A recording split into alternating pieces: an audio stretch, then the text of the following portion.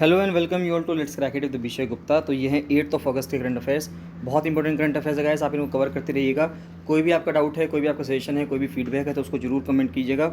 Video को like and share जरूर कीजिएगा और चैनल को सब्सक्राइब जरूर कर देना। क्या बताना चाहूँगा, अगर आपने let's crack it with Vishay Gupta का यूट्यूब चैनल सब्सक्राइब नहीं किया है तो उसको जरूर सब्सक्राइब कर लीजिए। और let's crack it with Vishay Gupta का फ्री टेलीग्राम चैनल भी है, तो इसको जरूर से जरूर ज्वाइन कर लेना। इसको ज्वाइन करना बहुत बहुत ज़्यादा ज़रूरी है, सारे अपडेट्स यहीं पे आते हैं। साथ साथ बताना चाहूँगा गाइस कि आर एडवोकेट जनरल मेंस के लिए और एफआरओ मेंस के लिए मिनी टेस्ट सीरीज़ चल रही है और फुल टेस्ट सीरीज़ भी है। तो जो कैंडिडेट्स चाहते हैं कि जिनका अभी 9 सितंबर को आर एडवोकेट जनरल होना है या 11 से 15 सितंबर के बीच में एफआरओ का मेंस होना है, तो वो लोग टेस्ट सीरीज ज्वाइन कर सकते हैं। साथ ही साथ इन करंट अफेयर्स की रेगुलर पीडीएफ्स को लेने के लिए भी आप मुझे 7665804421 पर कॉल या मैसेज कर सकते हैं। और डेली एमसीक्यू प्रैक्टिस भी होती है, तो वो बहुत इंपॉर्टेंट है। अगर आप डेली करंट अफेयर्स पढ़ेंगे, साथ साथ उनके बेस पे जो एमसीक्यूज़ आते हैं उसको कवर कर लेंगे, तो आप मान के चलिए कि आपके आगे आने वाले जितने भी एग्जाम्स हैं, जो प्रीलिम्स बेस्ड एग्जाम होते हैं एमसीक्यू वाले, उनके लिए बहुत ज़्यादा फ़ायदा होगा। चलिए स्टार्ट करते हैं 8 अगस्त के करंट अफेयर्स। तो सबसे पहले GS2 से न्यूज़ आ रही है, जौहर के ऊपर न्यूज़ आ रही है कि जो प्रेसिडेंट जो द्रौपदी मुर्मू बनी है, अभी नई ट्राइबल प्रेसिडेंट बनी है भारत की, तो उन्होंने जो जौहर किया है, तो उस जो जौहर ग्रीटिंग की है उन्होंने, उसका क्या मतलब है। The 15th president of India Droupadi Murmu assumed office with a Johar greeting to the country. तो जौहर का मतलब होता है सैल्यूटेशन एंड वेलकम, है ना। जो सैल्यूटेशन करते हैं यानी किसी को हम सलामी देते हैं, है ना, या किसी को वेलकम करते हैं, उसको जौहर कहा जाता है। Is used with in the tribal communities of Jharkhand. तो एक, अब देखिए, दो तरह के जौहर होते हैं। एक हमने जौहर सुना है जो राजस्थान में हुआ करता था, जिस टाइम पे जो रानियाँ थी, जब वो आग में कूद जाया करती थी, अगर उनके हस्बैंड जो युद्ध में थे, युद्ध में वीर गति को प्राप्त हो जाते थे, तो वो जौहर कर लेती थी। एक तो जौहर हमने वो सुना है। एक जौहर होता है जो झारखंड की जो कम्युनिटीज़ हैं वो यूज़ करती हैं जब उन्हें किसी का वेलकम करना होता है, किसी को सैल्यूटेशन देना होता है, किसी को सलामी देनी होती है। And in parts of Chhattisgarh and Orissa, यानी कि जो भारत में झारखंड, छत्तीसगढ़, उड़ीसा की जो ट्राइबल बेल्ट है, तो वहाँ की जो ट्राइबल्स हैं वो इस प्रैक्टिस को फॉलो करते हैं। According to several tribal leaders from Jharkhand, the word Johar also means paying respect. तो जौहर का मतलब जो है वो रेस्पेक्ट देना भी होता है। Tribal communities are nature worshipper. Simple सी बात है कि जो ट्राइबल कम्युनिटीज़ होती हैं, जो जो जनजाति समुदाय से बिलोंग करते हैं, वे लोग नेचर वर्शिपर्स होते हैं, प्रकृति की पूजा करते हैं। And follow Sarna religion code although it is not an official religion. देखिए, वे लोग जो हैं एक सरना रिलीजन कोड भी इस्तेमाल करते हैं या यूज़ करते हैं। जिस तरह से अलग अलग रिलीजन के लोग हैं, चाहे वो हिंदुज़म को फॉलो करें, इस्लाम को फॉलो करें, इसी तरह से जो ट्राइबल लोग होते हैं वो सरना रिलीजन को फॉलो करते हैं। जबकि अपने आप में ये कोई एक ऑफिशियल रिलीजन नहीं है। जिस तरह से हम इस्लाम को कहते हैं, हिंदुज़म को कहते हैं, क्रिश्चियनिटी है, बुद्धिज़्म है, जिस तरह से ये एक ऑफिशियल रिलीजन है, उस प्रकार से सरना कोई अपने आप में रिलीजन नहीं है। लेकिन फिर भी जिन चीज़ों को वो फॉलो करते हैं, अगर हम उनको एक रिलीजन में बांधें तो उसको सरना रिलीजन कहा जाएगा। Do all tribal communities use the word Johar for greeting. तो क्या जितनी भी ट्राइबल कम्युनिटीज़ हैं वो जो जौहर है ग्रीटिंग के लिए, क्या उसको इस्तेमाल करते हैं। अगर हम ये देखें तो there are 32 tribal communities in Jharkhand who speak different dialects. तो अलग अलग बोलियाँ बोलने वाले ऐसे 32 से ज़्यादा ट्राइबल कम्युनिटीज़ हैं जो झारखंड में रहती हैं। अमंग ऑल या almost all including tribal Christians use the word Johar along with some other words for salutation. तो जौहर जो है सभी लोग ज़्यादातर यूज़ करते हैं जौहर शब्द जब भी किसी को वेलकम करना होता है। तो Johar is predominantly use by Santhal, Munda and Ho communities that share some similarity. अब देखिए, जो संथाल कम्युनिटी है, जो ट्राइबल लोग हैं, मुंडा कम्युनिटी है और हो कम्युनिटी है, जो आपको झारखंड, उड़ीसा और छत्तीसगढ़ के एरिया में मिलेंगी, तो वो सभी लोग जो हैं जौहर को ज़्यादातर इस्तेमाल करते हैं। नेक्स्ट आता है, भारत का क्या रोल रहा है यूनाइटेड नेशंस के जो पीस कीपिंग मिशंस रहे हैं अभी तक। कुछ पिछले दिनों हमने देखा था कि भारत की तरफ से 2 सैनिक जो थे, 2 सिपाही जो थे, उनकी मृत्यु हो गई है जब वो एक मिशन के तहत कर रहे थे काम अफ्रीका के किसी देश में। तो अब तक हम ये देखेंगे कि इस चक्कर में जो ये हुआ है, इससे ये चीज़ समझ में आती है कि भारत ने बहुत ज़्यादा महत्वपूर्ण योगदान दिया है यूनाइटेड नेशंस के जो पीस कीपिंग मिशंस हुए हैं उसमें। तो क्या क्या रोल रहा है भारत का, अगर हम थोड़ा सा उसको देखें तो ये हमारे आगे आने वाले एग्जाम्स पॉइंट ऑफ व्यू से बहुत इंपॉर्टेंट है। और जो लोग यूपीएससी की तैयारी कर रहे हैं या अपर पीसीएस की तैयारी कर रहे हैं, लोअर पीसीएस की तैयारी कर रहे हैं, उनके लिए भारत की डिफेंस में या भारत की इंटरनेशनल ऑर्गेनाइजेशंस में, अंतर्राष्ट्रीय संगठनों में क्या भूमिका है, क्या योगदान है, उसके लिए बहुत इंपॉर्टेंट बनता है। तो a total 175 Indian peacekeepers have so far died while serving the United Nations. तो इंपॉर्टेंट बात यह है कि अब तक संयुक्त राष्ट्र की सेवा करते हुए भारत के 175 से ज़्यादा जवान जो हैं वो शहीद हो चुके हैं। India has lost more peace keepers than any other UN member state. ये इसलिए भी है कि भारत ने सबसे ज़्यादा, अगर हम देखें सभी देशों के मुकाबले भारत ने सबसे ज़्यादा अपने सैनिक खोए हैं यूएन पीस कीपिंग मिशंस में। वो इस वजह से क्योंकि भारत बहुत बड़ा सपोर्टर भी रहा है, भारत की तरफ से बहुत ज़्यादा लोग भी गए हैं यूनाइटेड नेशंस के पीस कीपिंग मिशंस में। तो यूनाइटेड नेशंस का पीस कीपिंग क्या है अगर हम देखें, यानी कि शांति स्थापना के लिए जो इनका इनिशिएटिव है वो क्या है। तो सिंस 1948, अगर हम 1948 से देखें, 1945 में यूनाइटेड नेशंस ऑर्गेनाइजेशन बनाया गया था। 1948 से UN peacekeepers have undertaken 71 field missions. There are approximately 81,820 81,820 personnel serving on 13 peace operations led by UNDPO in 4 continents currently. तो इस अगर हम अभी की बात करें 2022 की, तो 2022 में 81,000 से ज़्यादा सैनिक लगे हुए हैं अलग अलग देशों के। 13 पीस ऑपरेशंस चल रहे हैं जो यूनाइटेड नेशंस का जो डिपार्टमेंट है पीस ऑपरेशंस के लिए जिस पे वो काम कर रहा है, और ये जो 4 कॉन्टिनेंट्स हैं वहाँ पे ये डिप्लॉयड है। This represents a 9-fold increase since 1999। तो 1999 से अगर हम देखें तो 9 गुना ज़्यादा बढ़ गई हैं चीज़ें। इससे पहले बहुत कम हुआ करती थी जो यूनाइटेड नेशंस की पीस कीपिंग मिशन थे, लेकिन अब 9 गुना बढ़ गए हैं 1999 के बाद से। A total of 119 countries have contributed military and police personnel to United Nations peacekeeping. तो 119 देशों से ज़्यादा लोगों ने 119 देशों से ज़्यादा देशों ने कंट्रीब्यूट किया है यूनाइटेड नेशंस के पीस कीपिंग में। करंटली 72,930 यानी कि करीब 73,000 लोग जो हैं of those serving are troops and military observers and about 8890 are police personnels. तो यानी कि 73,000 के करीब तो मिलिट्री के ऑब्जर्वर्स ही हैं, यानी कि मिलिट्री के पर्सनल्स हैं, और 8,890 या 8900 के आसपास पुलिस के लोग हैं। तो भारत का क्या कंट्रीब्यूशन रहा है। अब वैसे तो 119 से ज़्यादा देशों ने कंट्रीब्यूट किया है, लेकिन उसमें से भारत की जो भूमिका है वो ज़्यादा अहम है।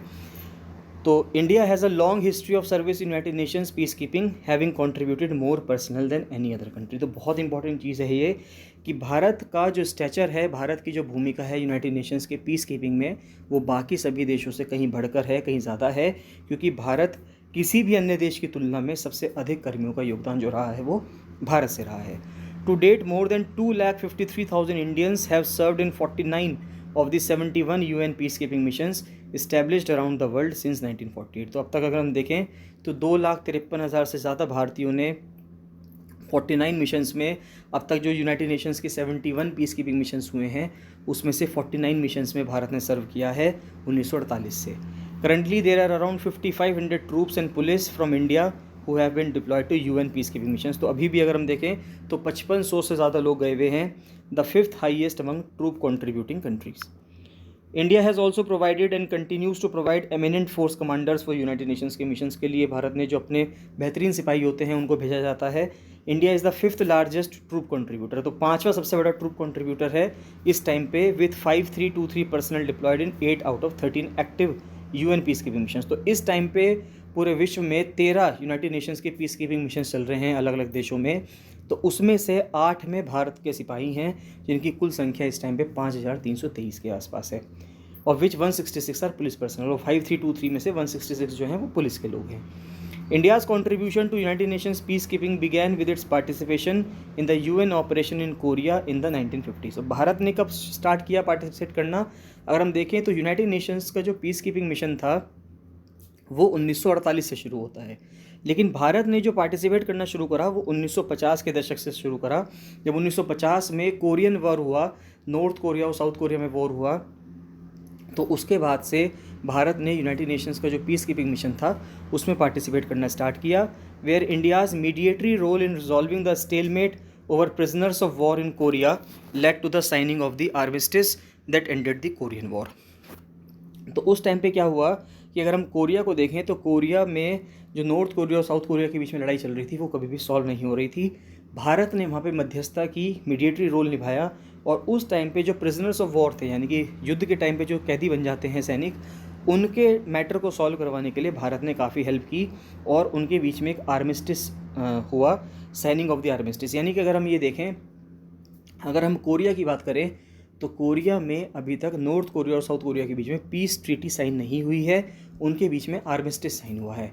पीस ट्रीटी और आर्मिस्टिस में क्या डिफरेंस है? पीस ट्रीटी अगर साइन हो जाएगी तो यानी कि दोनों के दोनों देश जो हैं आपस में एक दूसरे से लड़ेंगे नहीं, लेकिन अगर आर्मिस्टिस रहेगा तो उसका मतलब ये है कि टेम्परेरीली वे दोनों आपस में नहीं लड़ रहे हैं, जबकि दोनों देश एट वॉर हैं, दोनों देश युद्ध में हैं। यानी कि अभी भी अगर हम कहें तो नॉर्थ कोरिया और साउथ कोरिया दोनों देश आपस में एक दूसरे के साथ युद्ध पे हैं। वो अलग बात है कि दोनों की समझ है या किसी एक की समझ है जो आपस में वो नहीं लड़ रहे हैं।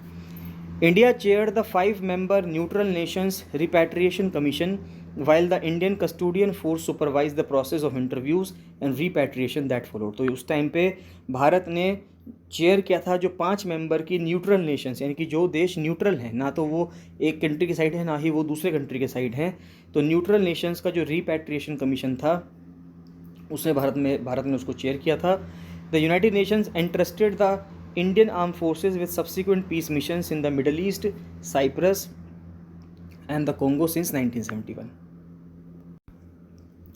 India also served as chair of the 3 international commissions for supervision and control for Vietnam, Cambodia and Laos established by the 1954 Geneva Accords on Indochina। अब देखिए इंडो चाइना के ऊपर जो 1954 में जेनेवा अकॉर्ड्स हुए, उसके बाद वियतनाम का अगर हम वॉर देखें 1960s का, कंबोडिया की दिक्कतें देखें और लाओस की दिक्कतें देखें, तो भारत ने उस टाइम पे इन चीज़ों को भी सर्व किया। यानी कि हम देख सकते हैं कि यूनाइटेड नेशंस बनने के बाद और भारत के आज़ाद होने के बाद दुनिया में जहाँ पर भी ज़्यादातर लगभग जहाँ पे भी दिक्कतें आई हैं, भारत ने अपनी पीस कीपिंग मिशंस वहाँ पे भेजे हैं, भारत ने अपनी फोर्सेस वहाँ पे भेजी है। अगर हम महिलाओं का रोल देखें तो भारतीय इंडियन पीस कीपिंग फोर्स जो गई है यूनाइटेड नेशंस की तरफ से, उसमें महिलाओं का क्या रोल रहा? तो India has been sending women personnel on United Nations peacekeeping missions. 2007 में भारत पहला देश बना था जिसने ऑल विमेन कंटिजेंट दी थी to a United Nations peacekeeping mission. The formed police unit in Liberia, तो लाइबेरिया जो देश है अफ्रीका का, वहाँ पर एक पूरी महिला पुलिस की जो एक टुकड़ी थी वहाँ पे इस्टेब्लिश की गई थी भारत की तरफ से। Provided 24-hour guard duty and conducted night patrols in the capital Monrovia. तो लाइबेरिया की जो कैपिटल है वहाँ पे एक 24-hour ड्यूटी दी गई थी महिलाओं की तरफ से, and help to build the capacity of the Liberian police. और लाइबेरियन पुलिस की जो कैपेसिटी है उसको भी डेवलप करने की बात की जा रही थी। फिर मेडिकल केयर क्या की गई है भारत के मिशन के द्वारा? तो in addition to their security role, members of Indian formed police unit also organised medical camps. तो वहाँ पे मेडिकल कैंप्स भी लगाए गए भारत की तरफ से लाइबेरियंस के लिए, जिससे कि वहाँ पर क्योंकि हेल्थ फैसिलिटीज़ बहुत कम थी तो भारत की तरफ से वहाँ पे हेल्थ फैसिलिटीज़ भी दी गई। Medical care is among the many services Indian peacekeepers provide to the communities in which they serve on behalf of the organisation. They also perform specialise task such as veterinary support and engineering services. तो veterinary support भी दिया गया है, यानी कि जानवरों के लिए, पशुओं के लिए, अगर पशुओं को जो बीमारी हो जाती है तो उनके सपोर्ट के लिए, उनके इलाज के लिए भी भारत ने काफ़ी रोल प्ले किया है, और इंजीनियरिंग सर्विसेज के लिए भी भारत ने काफ़ी योगदान दिया है। इंडियन एफर्ट्स को रिकॉग्नाइज करने की अगर बात की जाए तो Indian contingent in the Upper Nile region, जैसे कि चाहे वो इंडियन बटालियन हो, हॉरिजॉन्टल मैकेनिकल इंजीनियरिंग कंपनी है, have all received UN medals of honour. तो भारत की जो इंडियन कंटिजेंट रही है उसको यूनाइटेड नेशंस की तरफ से मेडल्स भी मिले हैं ऑनर के। इंडिया ने अभी तक 17 फोर्स कमांडर्स दिए हैं अलग अलग मिशंस को में। Besides the force commanders, India also had the honour of providing 2 military advisers. Bharat ने 2 मिलिट्री एडवाइज़र दिए हैं, एक फीमेल पुलिस एडवाइज़र दिया है, एक डेप्यूटी मिलिट्री एडवाइज़र दिया है to the secretary general of the United Nations. तो यूनाइटेड नेशंस के जो सेक्रेटरी जनरल हैं उनको ये सब सर्विसेज भी प्रोवाइड की गई हैं भारत की तरफ से। India was the first country to contribute to the trust fund on sexual exploitation and abuse which was set up in 2016। अब देखिए ये सब भारत की तरफ से बहुत अच्छी अच्छी चीज़ें हैं। अगर आप इनको अपने आंसर्स में मेंशन करते हैं, कभी यूनाइटेड नेशंस के ऊपर सवाल आए कि what is the India's contribution in United Nations, ये भारत का क्या योगदान रहा है संयुक्त राष्ट्र की स्थापना के अंदर, या संयुक्त राष्ट्र उसके बाद जो अभी तक संयुक्त राष्ट्र को इतने साल हो गए हैं 1945 से बनने के बाद, तो भारत की क्या भूमिका या भारत ने क्या रोल प्ले किया है वहाँ पे। अगर आप इन सभी पॉइंट्स को अपने आंसर्स में लिखते हैं तो आपका आंसर बहुत ही अच्छा हो जाएगा। फिर नेक्स्ट आता है इंडिया के क्या व्यूज़ हैं यूनाइटेड नेशंस के पीस कीपिंग पे। तो India is of the view that the international community must grasp the rapid changes that are under way in the nature and role of contemporary peace keeping operations. तो भारत का कहना यह है कि कुछ चेंजेस आने चाहिए। The security council's mandates to UN peace keeping operations need to be rooted in ground realities and correlated with the resources provided for the peace keeping operation. यानी कि ये कहा जा रहा है कि अगर हमें मिशंस करने के लिए कहीं पे भेजा जा रहा है तो उसके हिसाब से हमें रिसोर्सेज भी मिलने चाहिए, यानी कि रिसोर्सेज जो हैं वो रिलेट करने चाहिए किसके साथ, पीस कीपिंग ऑपरेशंस के साथ। नेक्स्ट GS3 से न्यूज़ आती है। सबसे पहले इन्वायरमेंट और इकोलॉजी से न्यूज़ आ रही है, toll of human animal conflict on tigers, elephants and people. तो ये देखा जा रहा है कि जानवरों में और इंसानों में जो संघर्ष है, जीने का जो संघर्ष है, उसके वजह से हाथियों पे क्या प्रभाव पड़ रहा है, शेरों पे, टाइगरों पे क्या प्रभाव पड़ रहा है और लोगों पे इसका क्या प्रभाव है। तो 2018-19 के बीच में और 2020-21 के बीच में अगर हम देखें तो अभी तक 2222 जो हाथी हैं उनकी डेथ हुई है भारत में इलेक्ट्रोक्यूशन की वजह से, यानी कि बिजली का जो करंट लगा है। मान लेते हैं किसी ने अपने खेत के चारों तरफ बिजली के तार लगा दिए हैं जिससे कि हाथी ना आ सके, तो हाथी जब उससे टकराएंगे तो वो उससे बिजली का झटका लग के उनकी डेथ हो जाएगी। 45 जो हैं वो ट्रेन से टकराए हैं, 29 का पोचिंग की गई है, उनका शिकार किया गया है और 11 को जहर दे के मार दिया गया है। अमंग टाइगर्स 29 को पोचिंग की गई है 2019 से 2021 के बीच में, और 197 टाइगर्स ऐसे हैं जिनकी डेथ अंडर स्क्रूटनी है कि उनकी मृत्यु हुई कैसे, अभी तक इस चीज़ का खुलासा नहीं हो पाया है। Among human casualties of conflict with animals, elephants killed 1579 humans in 3 years. अब ये देखें, अगर इंसानों की कैजुअलिटीज़ की बात करें तो पिछले 3 सालों में देखें तो हाथियों ने करीब करीब 1600 इंसानों को मारा है। 585 2019-20 में, 461 2020-21 में और 533 2021-22 में। Odisha counted for the highest number of these deaths at 322, followed by Jharkhand. तो सबसे ज़्यादा डेथ्स जो हैं वो उड़ीसा में हुई हैं, उसके बाद झारखंड में हुई है, फिर वेस्ट बंगाल में, फिर असम में, फिर छत्तीसगढ़ में और फिर तमिलनाडु में। अगर आप इसमें देखेंगे कि टाइगर्स के ऊपर हम डेटा देखें, 2019 का डेटा है, 2020 का है, फिर 2021 का है, तो हम ये देखते हैं कि कितने ह्यूमंस ऐसे हैं जो मारे गए हैं टाइगर्स के वजह से। तो 2019 में 50 मारे गए हैं, 2021 का डेटा देख लीजिए, 31 ह्यूमंस मारे गए हैं टाइगर्स के द्वारा। फिर कितने टाइगर्स ऐसे हैं जिनकी नेचुरल डेथ हुई है, तो ऐसे 4 हैं। अननेचुरल यानी कि पोचिंग नहीं की गई लेकिन अननेचुरल तरह से डेथ हुई है, वो 2 हैं। और टाइगर्स जिनकी डेथ हुई है वो स्क्रूटनी के अंदर है, ऐसे 104 हैं, यानी अब तक उनको बताया ही नहीं गया है 104 टाइगर्स पे कि उनकी डेथ हुई कैसे है। और जो पोचिंग से डेथ हुई है वो 4 हैं और जितने सीज़ किए गए हैं वो 13 हैं। फिर ऐसे ही एलिफेंट्स की बात की जाए तो कितने इंसान हैं जो एलिफेंट्स के द्वारा मारे गए हैं, वो 461 हैं। फिर एलिफेंट जो ट्रेन से मरे हैं वो 12 हैं, इलेक्ट्रोक्यूशन से 65 हैं, पोचिंग के द्वारा 14 हैं और पॉइजन के द्वारा 2 हैं, यानी कि 533 ह्यूमंस किल्ड बाय एलिफेंट्स इन 2021-22। तो 2021-22 में 533 इंसान ऐसे हैं, व्यक्ति ऐसे हैं जिनको हाथियों द्वारा मार दिया गया है। तो among the 222 elephant deaths caused bye electrocution, Orissa में सबसे ज़्यादा डेथ्स हुई हैं, फिर तमिलनाडु में हुई हैं और फिर असम में हुई हैं। Odisha also had the highest number of elephant deaths caused by trains, followed by West Bengal and Assam. और पोचिंग डेथ जो है वो सबसे ज़्यादा मेघालय में हुई हैं, और जबकि जो पॉइजन की वजह से जो डेथ्स हैं वो सबसे ज़्यादा असम में हुई हैं। नेक्स्ट आता है, how will India's international bullion exchange work. अब देखिए, भारत ने एक इंटरनेशनल बुलियन एक्सचेंज सेटअप किया है गुजरात के गिफ्ट सिटी में। तो इंडियन इकोनॉमिक्स से न्यूज़ है, तो वो किस तरह से काम करेगा थोड़ा उसके ऊपर देख लेते हैं। तो प्रधानमंत्री नरेंद्र मोदी ने फ्राइडे में लॉन्च किया था इंडिया का पहला bullion exchange, India international bullion exchange in gift city in Gujarat. The exchange will was announced in budget 2020। तो बजट 2020 के बजट में इसको अनाउंस किया गया था कि एक बुलियन एक्सचेंज बनाया जाएगा गिफ्ट सिटी गुजरात में। पहली बार भारत में since the liberalisation of gold imports through nominated banks and agencies in the 1990s, the eligible qualified jewellers in India as notified by the IFSCA have been allowed to directly import gold through IIPX। अब देखिए, पहली बार ऐसा हो रहा है जब से 1990s में, जब PV नरसिम्हा राव की गवर्नमेंट हुआ करती थी और जो गवर्नर हुआ करते थे वो मनमोहन सिंह हुआ करते थे, RBI गवर्नर, जिन्होंने उस टाइम पे LPG रिफॉर्म्स भारत में लेके आए। तो तब से लेके अब पहली बार ऐसा हो रहा है 2022 में कि जो भारत में जो इंटरनेशनल ज्वेलर्स हैं या क्वालिफाइड ज्वेलर्स हैं, वो ज्वेलर्स जो हैं डायरेक्टली गोल्ड इंपोर्ट कर सकते हैं IIBX के द्वारा, यानी कि इंटरनेशनल बुलियन एक्सचेंज के द्वारा डायरेक्ट गोल्ड वो इंपोर्ट कर सकते हैं। The exchange will be open for jewellers with a net worth of ₹25 crore and above to participate. तो यानी कि जिन ज्वेलर्स की जो नेट वर्थ है वो 25 करोड़ से ऊपर की है, वो डायरेक्ट गोल्ड जो है इंपोर्ट कर सकते हैं। NRIs and institutes will also be eligible to participate in the exchange after registering with the International Financial Service Center Association। तो IIBX काम कैसे करता है, तो हम देख लेते हैं कि जो रजिस्टर्ड ज्वेलर्स हैं या ट्रेडर्स हैं, यानी कि जो व्यापारी हैं, वो खरीद भी सकते हैं और बेच भी सकते हैं फिजिकल गोल्ड, यानी कि वो गोल्ड जो हम हाथ में पकड़ते हैं या पहनते हैं, वो गोल्ड को आप खरीद बेच सकते हैं, और ऐसे ही सिल्वर को भी, चांदी को भी खरीद बेच सकते हैं। For this they will have to become a trading partner और a client of an existing trading member. तो यानी कि जो आपको एक ट्रेडिंग पार्टनर बनना होगा या ट्रेडिंग मेंबर बनना होगा तभी आप इसको कर पाएंगे। अ ब्रांच और a subsidiary needs to be opened with IFSC for the same. एक सब्सिडरी के नाम से एक ब्रांच आपको खोलनी पड़ेगी IFSC के अंदर। The jewellers who do not have a physical presence in India and will also be able to transact the metals. अब देखिए इंपॉर्टेंट बात यह है, सवाल ऐसे पूछा सकता है कि जो ज्वेलर्स भारत में है ही नहीं या भारत के है ही नहीं, क्या वो इसमें ट्रेड कर सकते हैं? तो हाँ, बिल्कुल कर सकते हैं। वो भी मेटल्स के अंदर ट्रांसलेट कर सकते हैं, चाहे गोल्ड हो चाहे सिल्वर हो, but they will not be allowed to connect with a client under them. लेकिन वो किसी क्लाइंट से नहीं जुड़ सकते, ये इंपॉर्टेंट चीज़ है। The exchange is expected to bring transparency to the price setting mechanism and provide standardisation to the financialisation of the bullion in India. तो यानी कि एक स्टैंडर्ड लाने की बात की जा रही है कि भारत के जो बुलियन है यानी कि गोल्ड है और सिल्वर है, उसके अंदर क्या हुआ, एक स्टैंडर्डाइजेशन आ जाएगा।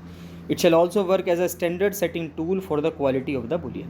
तो what will be traded at the exchange initially अगर हम देखें तो in the early stage gold 1 kg with 995 purity and gold 100 grams with 999 purity will be traded. तो पहले जो अर्ली स्टेजेस में अगर हम देखें तो 1 किलो गोल्ड 995 प्योरिटी के साथ और 100 ग्राम जो गोल्ड है 999 प्योरिटी के साथ ट्रेड किया जाएगा। और who will head the IIBX देखें तो अशोक गौतम जो हैं, जो कि MD हैं और CEO हैं, वो हेड करेंगे IIBX को, और उन्होंने फरवरी 2022 में चार्ज लिया है। नेक्स्ट आता है वाटर रामसार साइट। तो रामसार साइट्स क्या हैं और क्या सिग्निफिकेंस है कि अगर कोई साइट को, किसी वेटलैंड को हम रामसार साइट्स के अंदर डाल देते हैं तो उससे क्या फ़र्क पड़ता है। The Ramsar convention which came into existence in 1971। देखिए 2 फरवरी 1971 को रामसार, जो कि एक शहर है ईरान का, वहाँ पर एक मीटिंग होती है कि जो पूरी दुनिया में आर्द्र भूमियाँ हैं अलग अलग देशों में, उनको हमें कंजर्व करना है, यानी उनको हमें बचाना है। जो एक रामसार साइट है या एक जो वेटलैंड है वो अपने आप में एक इकोलॉजिकल इंपॉर्टेंस प्ले करता है, यानी कि पर्यावरण के अंदर एक बहुत ही महत्वपूर्ण भूमिका निभाता है। चाहे फ्लड को कंट्रोल करना हो, बाढ़ को रोकना हो या सूखे को रोकना हो, किसी भी चीज़ के लिए वो भूमि बहुत ज़्यादा इंपॉर्टेंट होती है। ये एक इंटर गवर्नमेंटल ट्रीटी है that provides the framework for national action and international cooperation for the conservation and wise use of wetlands and their resources. The Indian government's definition of wetland excludes river channels. देखिए भारत की सरकार की क्या definition है wetland की अगर हम देखें तो उसके अंदर जो रिवर चैनल्स हैं, यानी कि नदियाँ बह रही हैं, उनको काउंट नहीं किया जाता। पैडी फील्ड्स हैं, अगर यानी कि चावल के जो खेत हैं, क्योंकि चावल के खेतों में पानी भरते हैं, तो उसको भी वेटलैंड के अंदर काउंट नहीं किया जाएगा। और वो दूसरे एरियाज़ जहाँ पे कोई वाणिज्यिक एक्टिविटी यानी कि कमर्शियल एक्टिविटीज़ चल रही होती हैं, वाणिज्यिक गतिविधि होती है, तो उसको भी इंक्लूड नहीं किया जाएगा। The wetlands conservation and management rules 2017 जो है उसको नोटिफाई किया गया है MOEFCC के द्वारा, ministry of environment, forest and climate change के द्वारा। तो उन्होंने क्या वेटलैंड को डिफाइन किया वो देख लेते हैं कि तो वेटलैंड क्या चीज़ है। वेटलैंड कोई भी एक मार्श जगह हो सकती है ना, फैन हो सकता है, पीटलैंड हो सकता है, या कोई भी पानी का क्षेत्र है, वेदर नेचुरल और आर्टिफिशियल। अब वो नेचुरल भी हो सकता है और इंसान के द्वारा बनाया गया आर्टिफिशियल भी हो सकता है, परमानेंट भी हो सकता है, टेम्प्रेरी भी हो सकता है, with water that is static, ऐसा भी हो सकता है जिसमें पानी रुका हुआ हो, और ऐसा भी हो सकता है जिसमें पानी बह रहा हो। फिर ताज़े पानी का भी हो सकता है, ब्रैकिश वाटर का भी हो सकता है, यानी कि जो नमक का पानी है, समुद्र का जो पानी होता है उसका भी हो सकता है, including areas of marine water, ऐसा भी हो सकता है जहाँ पे समुद्र का पानी आता हो। The depth of which at low tide does not exceed 6 metres. ऐसा नहीं होना चाहिए कि जो उसकी गहराई है वो 6 मीटर से ज़्यादा हो, बस इतना ध्यान रखना है। But does not include river channels. ये हम ऊपर देख चुके हैं कि उसमें रिवर चैनल्स नहीं आएंगे, पैडी फील्ड्स नहीं आएंगे, इंसान के द्वारा बनाई गई जो कोई वाटर बॉडी है, टैंक है, जो सिर्फ पानी पीने के पर्पज़ के लिए बनाया गया है, उसको नहीं इसके अंदर रखा जाएगा। या फिर कोई एक्वाकल्चर के लिए बनाया गया है, नमक के प्रोडक्शन के लिए बनाया गया है, उसको इसके अंदर इंक्लूड नहीं किया जाएगा। तो भारत में वेटलैंड्स की बात करें तो ग्लोबली अगर हम वेटलैंड्स देखें तो वो 6.4% जोग्राफिकल एरिया पूरी दुनिया का कवर करते हैं।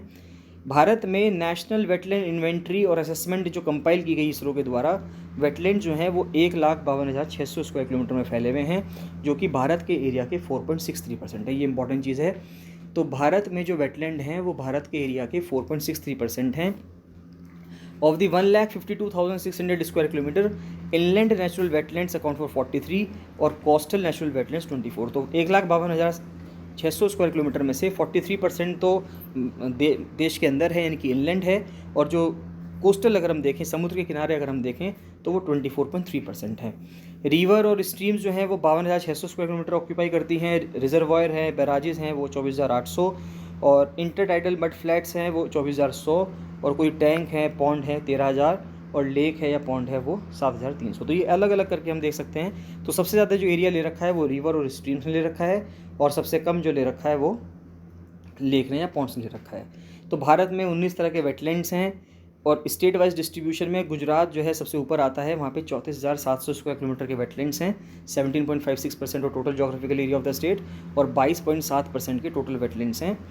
फिर it is followed by Andhra Pradesh, उसके बाद फिर आंध्र प्रदेश का नंबर आता है, फिर उत्तर प्रदेश का नंबर आता है। एरिया की वाइज कर रहे हैं कि किस में, हम ये नहीं कह रहे हैं कि किस में कितने ज़्यादा हैं, नंबर ऑफ वेटलैंड्स की बात ना करके हम एरिया ऑफ वेटलैंड्स की बात कर रहे हैं। और ग्लोबल लीडर्स की बात करें तो कंट्रीज जिसमें सबसे ज़्यादा रामसर साइट्स हैं वो यूनाइटेड किंगडम है। देश अपना में बहुत छोटा है भारत के मुकाबले, लेकिन वहाँ पे जो नंबर ऑफ रामसर साइट्स हैं वो ज़्यादा हैं, 175 रामसर साइट्स हैं, मैक्सिको में 142 हैं।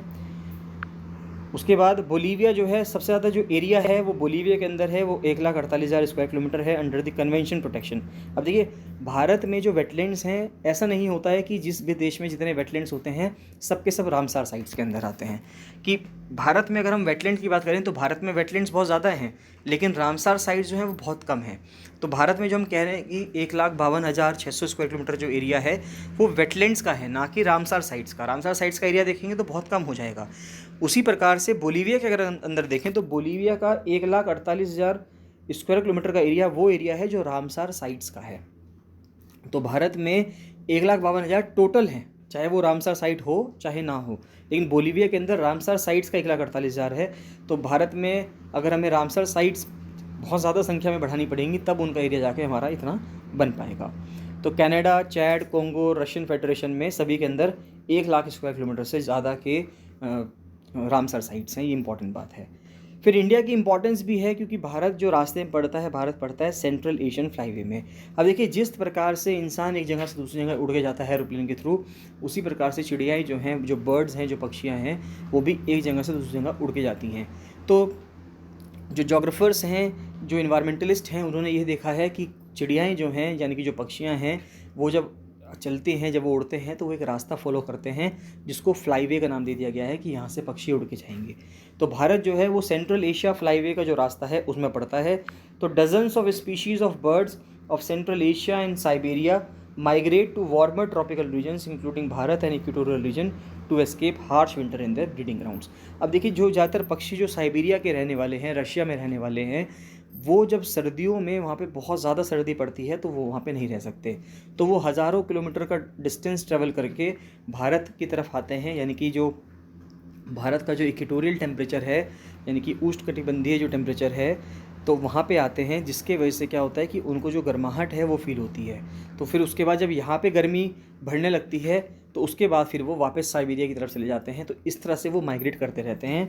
According to convention on the conservation of migratory species of wild animals, जो CMS है यानी कि CAF यानी कि जो सेंट्रल एशियन फ्लाईवे है, विच इंक्लूड्स 30 कंट्रीज, इसमें 30 देश आते हैं, cover at least 279 populations of 182 migratory water bird species. तो यानी कि वो पक्षी जो ज़्यादातर पानी के ऊपर डिपेंड रहती हैं, तो 279 में से 182 तो यहीं पे आती हैं, जिसमें से कि 29 ऐसी हैं जो ग्लोबली थ्रेटेंड हैं और नियर थ्रेटेंड स्पीशीज़ हैं, which breed, migrate and winter within the region, और यहीं पे वो सर्दियों में रहती हैं।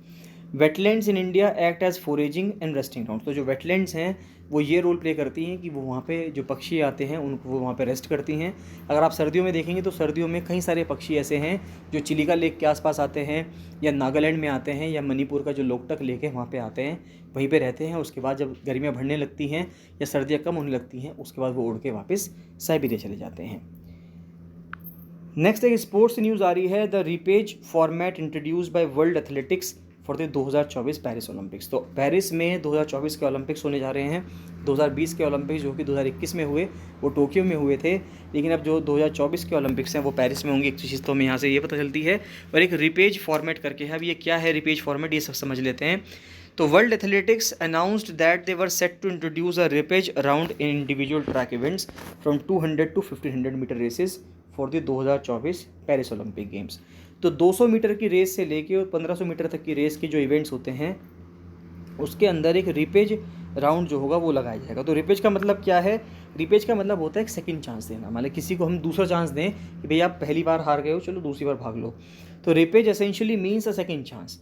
If a sport has repage, it means that the athlete will get one more chance to compete and move into further rounds and possibly the final, even if they have lost once in the initial rounds. यानी कि रिपेज का मतलब ये हुआ कि एक जो sports person होगा उसको दूसरा राउंड में मिलेगा. मान लेते हैं अगर कोई स्पोर्ट्स पर्सन पहले राउंड में पीछे रह गया या हार गया तो उसको एक राउंड और मिलेगा कि हो सकता है वो उसमें जीत जाए. In athletics, the repage round would mean that every individual event track athlete from 200 to 1500 metre would race twice at the Olympics. तो इसका मतलब ये हुआ कि ओलंपिक्स में हर पर्सन 2 बार भागेगा.